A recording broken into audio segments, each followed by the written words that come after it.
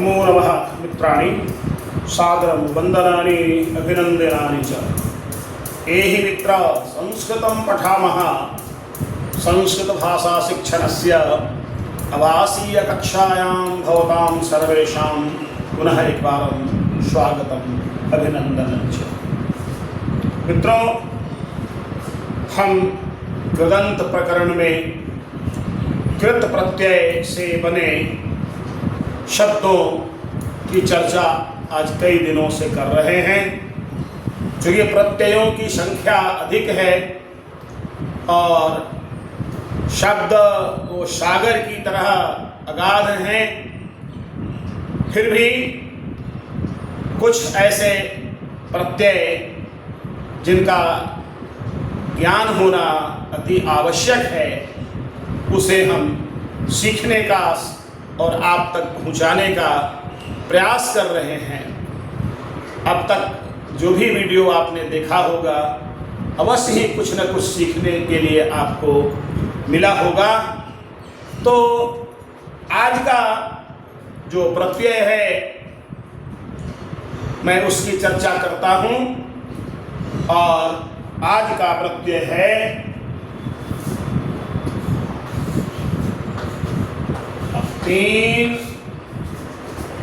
अत्यंत प्रत्यय।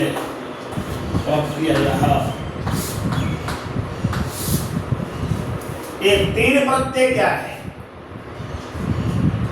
तो ये धातु के परे सभी लगते हैं, आपको मालूम ही है, और इससे भाववाचक संज्ञा बनते हैं। भाववाचक संज्ञा, ये प्रत्यय जहां भी लगते हैं, ये भाववाचक बनाने के लिए उसका प्रयोग किया जाता है। दूसरी बात, ये तीन प्रत्यय से निष्पन्न जितने भी शब्द हैं, वे प्रायः स्त्रीलिंग होते हैं। ये सभी स्त्रीलिंग होते हैं। अब कहिएगा यह किसका आदेश है? तो आदेश तो पाणिनि का ही है। और पाणिनि ने सूत्र लिखा है, क्या लिखा है?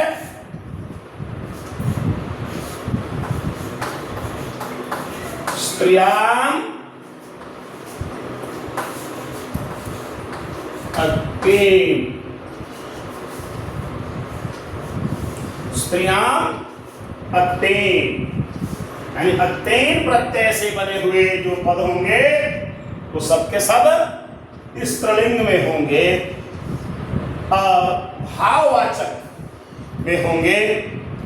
और तीसरी बात, इसमें तो तीन है,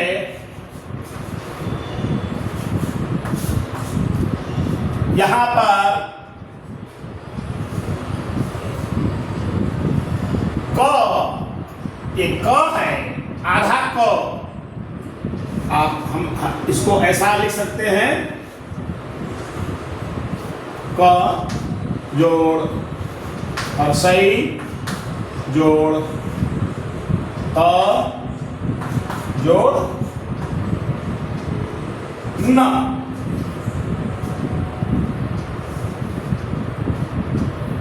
तो ये बना है तीन।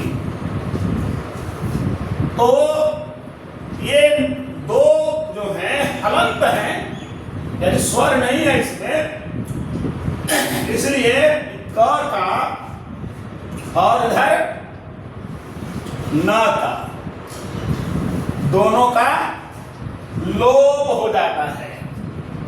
तो त में केवल हर्षई लगा देंगे तो क्या बचेगा? दी, यानी अक्तीन में केवल टी बचता है। आइए हम उदाहरणों के द्वारा इसे समझने का प्रयास करते हैं।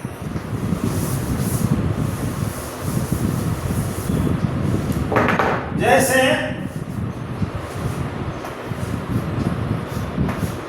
मन धातु है और इससे 3 प्रत्यय यदि हम करते हैं तो पद बनता है क्या? म, ये भी नकार का लोप हो जाएगा और केवल ती बचने वाला है तो हो जाएगा मति। संस्कृत में हमको प्रयोग करना है तो प्रथमा एक वचन विसर्ग लगाएंगे, इसलिए मानकर चलिए ये है मति। मन जोड़ अति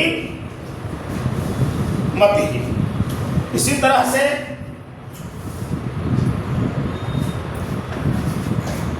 क्रीधन अति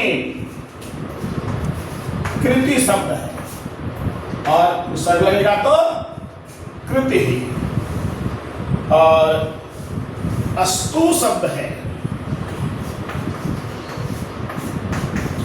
अति शब्द बनेगा स्तुति, विसर्ग हो जाएगा, क्या हो जाएगा? स्तुति ही। और गम धातु है,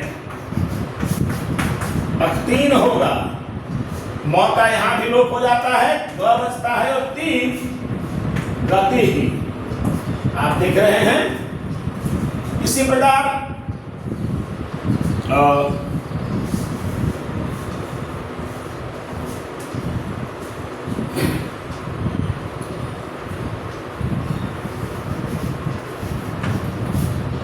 दृश्य धातु है, हम 3 प्रत्यय करेंगे तो यह दृष्टि बनता है। शम धातु है, अब 3 प्रत्यय करते हैं तो रूप बनता है शांति, विसर्ग हो गया शांति ही। ओम शांति ही शांति ही शांति ही जब बोलते हैं तो ध्यान में रहना चाहिए। इसी तरह से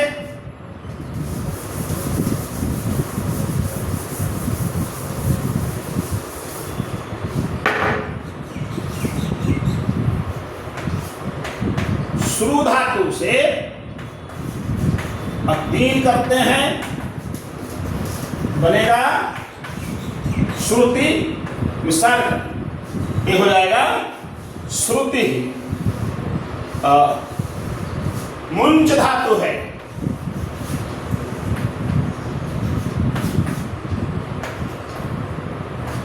अब 3 होगा और पद बनेगा मुक्ति ही। इसी तरह से वच धातु है, इससे 3 प्रत्यय करेंगे, रूप बनता है उक्त ही।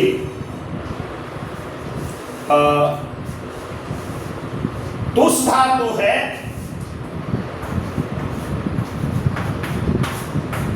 अब 3 प्रत्यय करने पर रूप बनता है तुष्टि ही। ऐसे बहुत सारे शब्द हैं। सृज शब्द है, सृजन करना, निर्माण करना।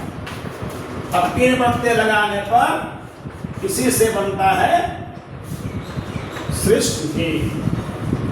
तो ये 3 प्रत्यय से निष्पन्न शब्द हैं।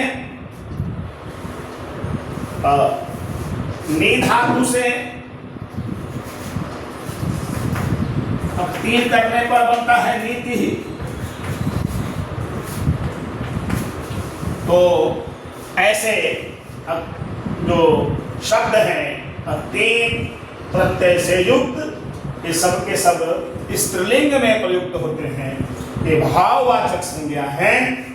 इस विषय को हमको ध्यान में रखना चाहिए। मित्रों, भाववाचक संज्ञा बनाने के लिए एक प्रत्यय और है और वह प्रत्यय है ल्यूट।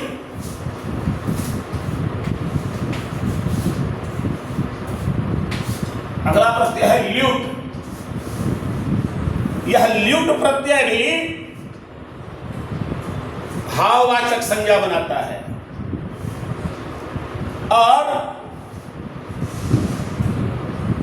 इस ल्यूट में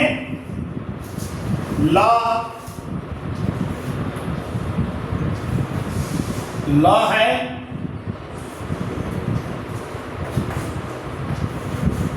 या है, ऊ है और टा है। तो ये ला हलंत है इसलिए और एक ट हलंत है, ये दोनों का लोप हो जाता है और इसका केवल होता है यू, यू बचता है। और सूत्र जो व्याकरण में आता है इस यू का अन आदेश हो जाता है। यह यू जो है अन में परिवर्तित हो जाता है। और इसकी एक और विशेषता है, अब तीन प्रत्यय से भाववाचक संज्ञा जो होता है और जो प्रत्यय प्रयुक्त होते हैं वह स्त्रीलिंग बनाता है, किंतु जहां ल्यूट प्रत्यय लगता है तो ल्यूट प्रत्यय से निष्पन्न जो पद होते हैं वे नपुंसक लिंग में होते हैं, क्लीवलिंग में होते हैं। तो आइए हम उदाहरण के द्वारा समझने का प्रयास करते हैं। ध्यान रखेंगे, जैसे ज्ञा धातु है जानने के अर्थ में, इसमें ल्यूट प्रत्यय करेंगे तो या ये लकार और टकार का लोप हो जाता है, हमको मालूम है। तो क्या बचेगा? ज्ञा जोड़ यू और इस यू के स्थान पर क्या हो जाता है? अन का आदेश हो जाता है। ज्ञान पद बनता है क्या? ज्ञान और नपुंसक लिंग में प्रयोग होगा ज्ञानम। तो ये हमको ध्यान में रखना चाहिए। इसी तरह से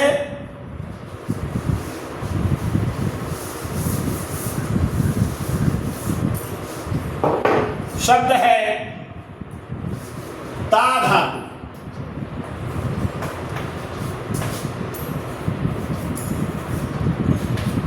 दा धातु है, इस दा धातु से जब ल्यूट प्रत्यय करेंगे तो बनेगा दान और प्रथमा एकवचन में तानम, ज्ञानम, दानम। और इसी तरह से हन धातु है, ल्यूट प्रत्यय करेंगे हन नम।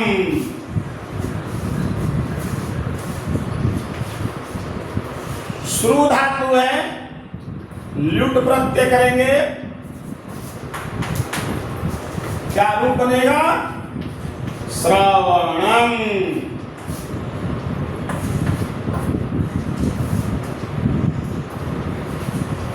व्री धातु है, ल्यूट प्रत्यय करेंगे, रूप बनेगा हरणम।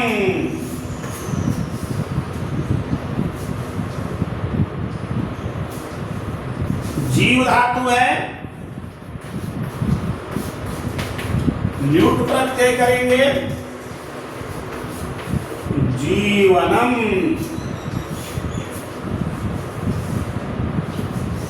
इसी तरह से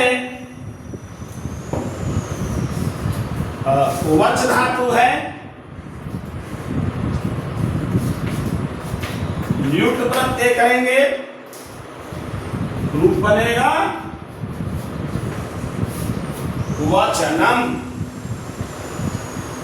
तो बहुत सारे उदाहरण हैं, ये सभी पद नपुंसक लिंग में प्रयुक्त होते हैं।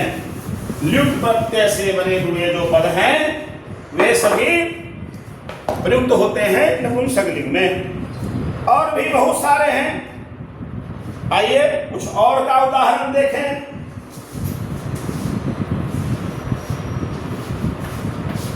दृश्य धातु से ल्युट प्रत्यय करते हैं तो रूप बनता है दर्शनम। भज धातु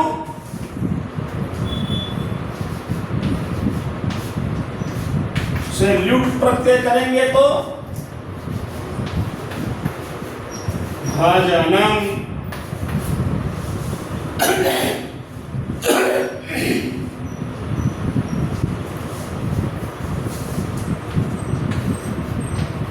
मन धातु से ल्युट करने पर मननम। और हस धातु से ल्युट करने पर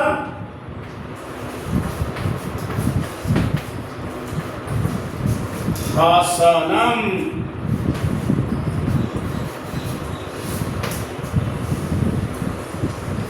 इसी तरह से गर्ज धातु से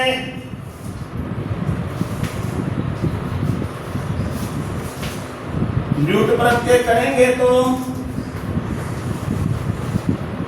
गर्जनम। तो ये ल्युट प्रत्यय के पद हैं, हमेशा नपुंसक लिंग में होते हैं। ये हमने अभी सीखने का, जानने का प्रयास किया। तो ये भाववाचक संज्ञा में इन दोनों का प्रयोग होता है, अक्तीन और ल्युट। किंतु अक्तीन से युक्त जो पद होते हैं वो स्त्रीलिंग में होते हैं, और ल्युट प्रत्यय से बने हुए जो पद होते हैं वे नपुंसक लिंग में होते हैं। तो आज के लिए इतना ही। आप ऐसे पदों का संग्रह करिए, अपने पाठ्य पुस्तकों में अनुशीलन करिए और जानिए उसमें कौन सा धातु है और कौन सा प्रत्यय है। कल फिर मिलते हैं इसी कदम प्रक्रम को आगे बढ़ाते हुए दूसरे प्रत्ययों के साथ। तब तक के लिए नमो नमः, पुनर्मिलामः।